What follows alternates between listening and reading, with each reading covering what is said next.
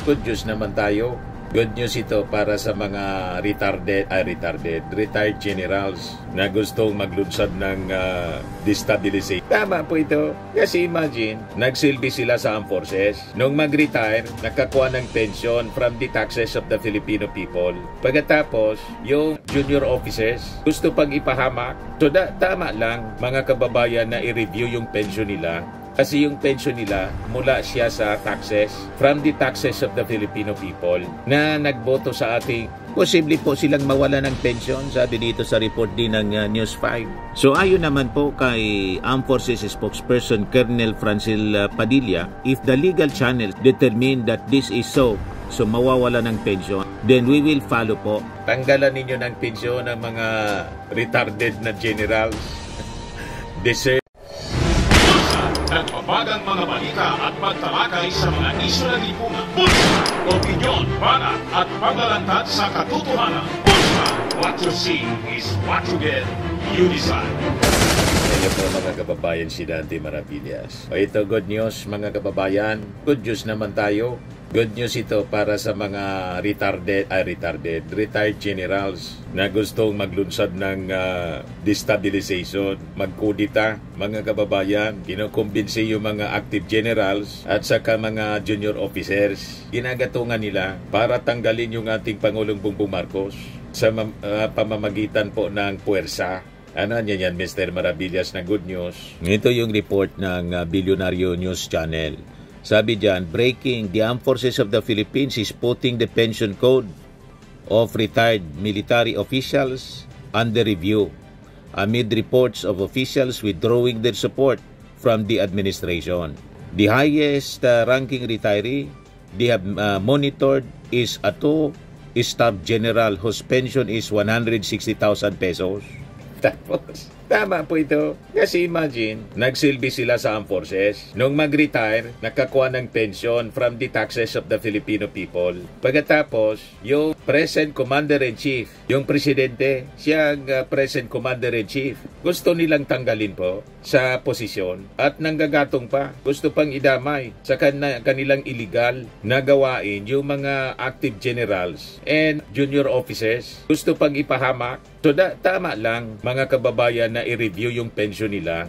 Kasi yung pension nila mula siya sa taxes, from the taxes of the Filipino people na nagboto sa ating presidente na Commander-in-Chief of the Armed Forces of the Philippines. Tama po mga kababayan? So very good ito na aksyon ng Armed Forces po.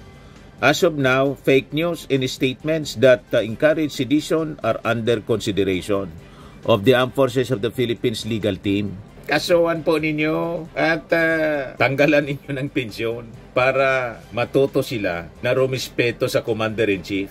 So sabi dito mga kababayan sa pahayag ni Rear Admiral Roy Trinidad, kapag tumatanggap ng pensyon sa gobyerno, it follows na dapat may pananagutan ka sa tinatanggap mo. Posible po silang mawala ng pension, sabi dito sa report din ng News 5. So ayon naman po kay Armed Forces spokesperson Colonel Francil Padilla, if the legal channels determine that this is so mawawala ng pension, then we will follow po. Tanggalan ninyo ng pensyon ng mga retarded na general.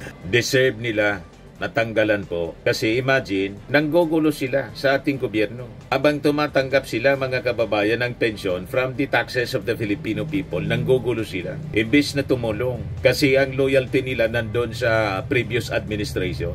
May ambisyon din kasi mga kababayan. Siguro, sinusulsulan sila ng previous administration. Pag nagtagumpayan niya tayo, bibigyan ka namin na posisyon sa gobyerno. Baka ganon, may promise po na posisyon sa uupong gobyerno pag natanggal yung ating Pangulong Bongbong bilang presidente. Yan ang mali sa inyo eh. Sabay deny mga kababayan ni Sara Duterte. Wala man na niyang destabilization plot laban sa presidente. Hindi ninyo mauuto ang mga mamamayang Filipino. Kitang-kita kung sino nang gagatong po ng gulo dito sa ating bansa. Sabi nga ng ating Pangulo, libre kayo na mag-rally. Pero dapat, yung tama lang, huwag nang gugulo. Di dapat labag sa batas. Yung freedom of expression naman protected siya under the Constitution. Pero yung kudita ninyong plano, wala yan. pwede kayo dyan makulong. At ngayon nga, mimiligro kayo kasi under investigation na. Yung mga retired general, pwedeng mawala ng pensyon. At yung ating mga kababayan, mga mamamayang Filipino, approve at tanggalan kayo ng pensyon. Yan mga reactions ng mga tao. Sabi dyan, tama lang po, sabi ni Manang Jack. Sabi ni Ming Sagon, Lahos, dapat lang. Unlike SSS and GSIS pension that come from members' contribution, armed forces pensions are paid directly from taxpayers' money. So government has the right to revoke armed forces pension if misdeeds are proven. Tama. Kailangan magbibigay kami ng pension sa inyo. Pagkatapos, nandun kayo sa panggugulo. That will be unfair. So sabi ng isa pa si Lois Reyes, inciting to sedition is a serious offense that may lead to cancel their benefits including pension. Sabi ni Nick Bernard, dapat lang what they did was an act of rebellion. Sabi ni Romeo Abelio, tama yan kung sangkot sila sa hangaring pabagsakin at guluhin ng gobyernong Marcos. Alalahanin ng retired military na pinapasahod kayo ng taong bayan na nagangad ng ikakabuti ng gobyerno sa kanilang mga anak at sunod na mga henerasyon. So yan mga kababayan, ang mainit na balita ngayon. Ito naman po, Firmax Firming and Lifting Cream, pinapahid po sa mga pulses in affected area. Mainam po sa paninigas ng mga kasukasuan. Ito naman po, Automax Radiant Serum. Sa mukha naman yung application, anti-aging po siya. You will look 10 years younger than your age. Sa mga cancer patients naman po, baka lang gusto ninyo itong itry. Neng siya Red Mix Fruit Drink. Hindi mo po siya gamot, food supplement siya. Kaya lang, gawa siya mga kababayan sa goji berry. Yung goji berry may anti-cancer properties. O ngayon, yung mga inquiries ninyo, dumiritso na lang kayo sa aming messenger sa Facebook para masagot namin agad. Ayos pa? Ayos na ayosan niya, Mr. Maravilla. Sa mga nagana po ng malinis and spacious fitness gym, pumunta lang po kayo sa aming Colossal Fitness Gym. May Grab car rental din po kami. But anyway, ito po pala yung aming bagong product na binibenta online. I am worldwide amazing pure organic barley powdered drink mix from Australia. Negosyo to ng aking anak na architect entrepreneur Riz Maravillas. Ayan po. Kontakin na lang po ninyo siya, Riz Maravillas on Facebook.